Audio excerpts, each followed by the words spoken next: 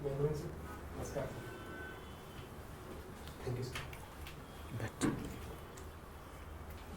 तनुराज Singh Chauhan, home town Jaipur है आपका। Yes sir. LLM 2024 में कर दिया, कॉन्स्टिट्यूशन लॉ और एडमिनिस्ट्रेटिव लॉ में।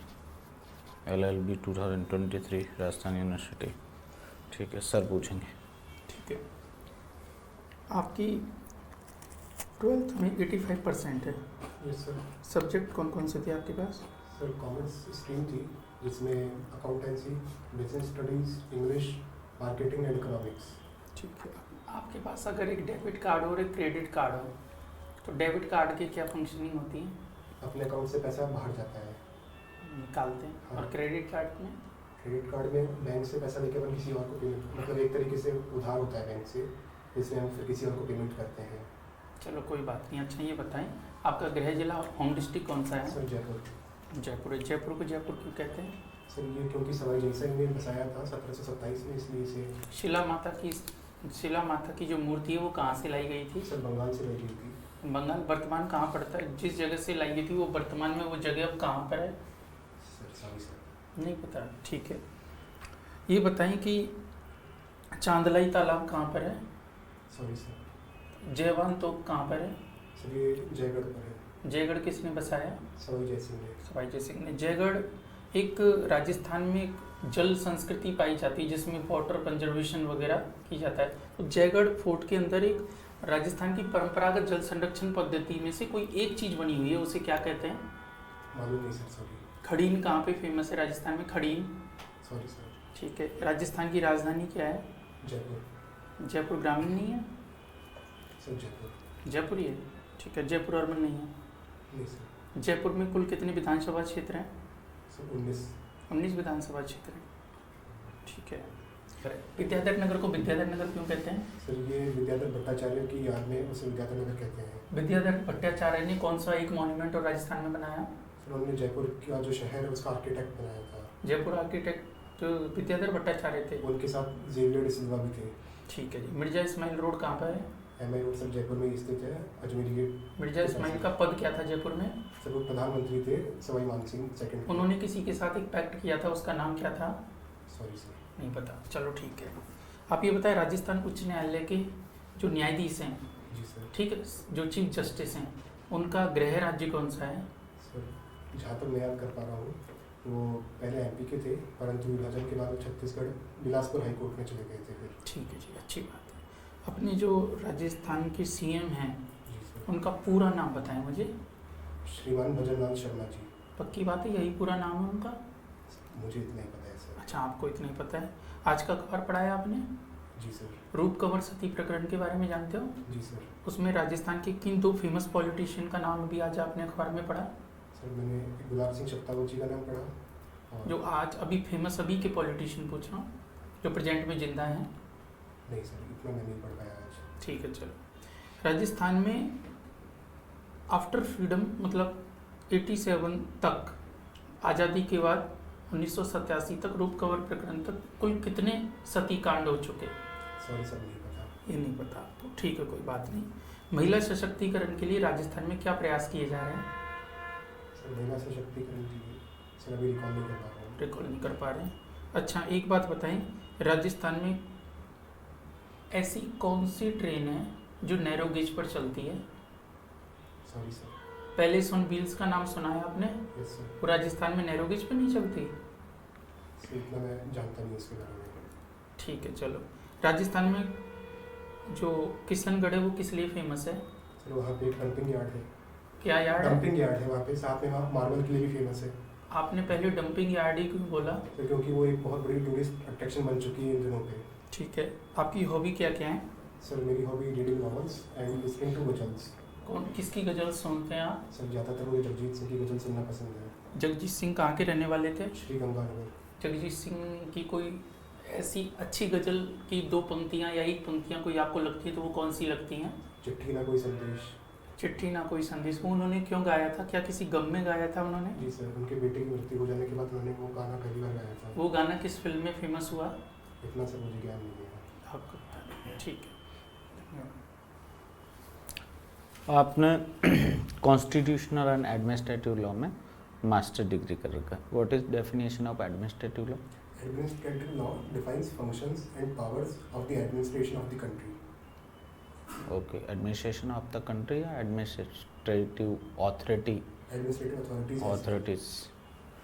Okay. And what is the A.K. Krepak versus Union of India judgment in administrative law?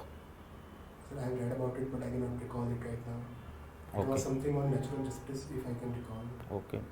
What are the principles of natural justice? There are three principles of natural justice: audio alteram partem, nemo judex in causa sua, and reasoned decision.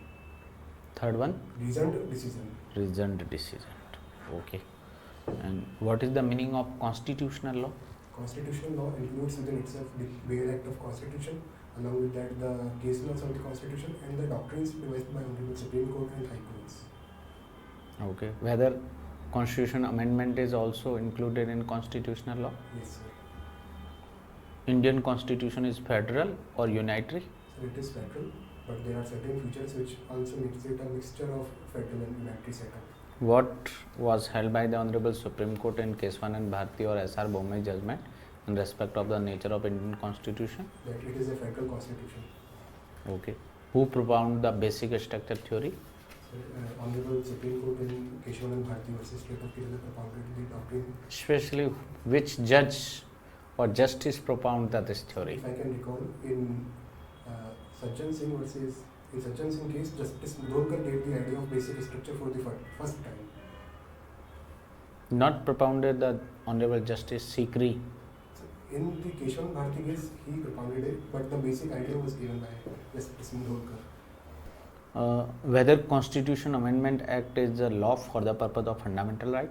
Yes, sir, it is now. No, it is excluded as per the clause 4th of Article 13 and clause 3rd of Article 368. Certainly, sir, but in Keshavanand Bharti case, Honorable Supreme Court held that it will fall within the. Generally, it is not fall because Keswanand Bharti, in that case, the 24th Constitution Amendment Act and 25th Constitution Amendment Act challenged before the Honorable Supreme Court, and Supreme Court both the Constitution Amendment Act declared constitutional. Yes, sir.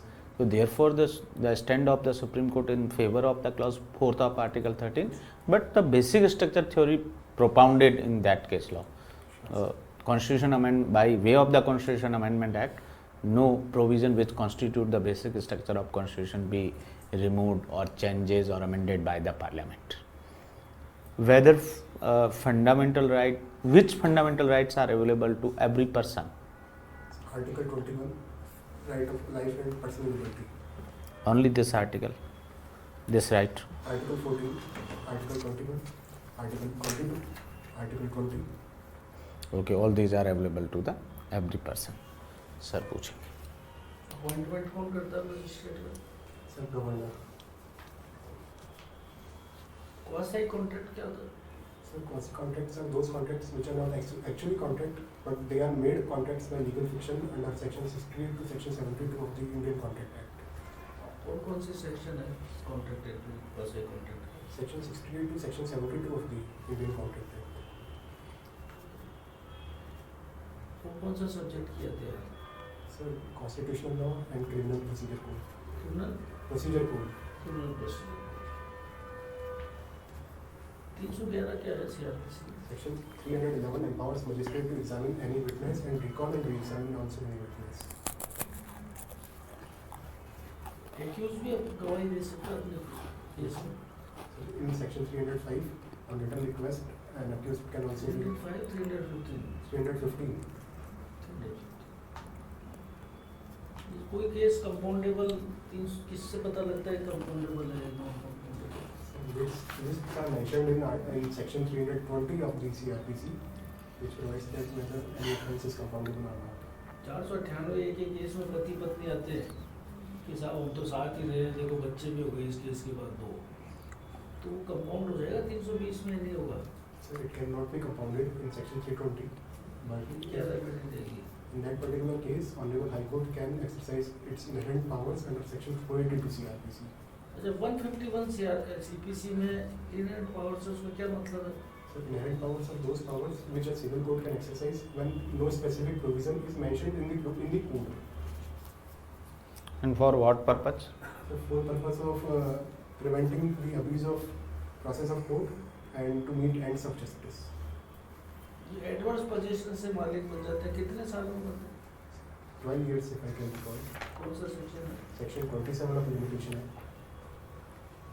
And which limitation कितनी रहती है किस case की, कैसे किस में पता लगता है? So in Limitation Act schedule, कौन सा शेड्यूल है? Schedule 1 which provides for several articles.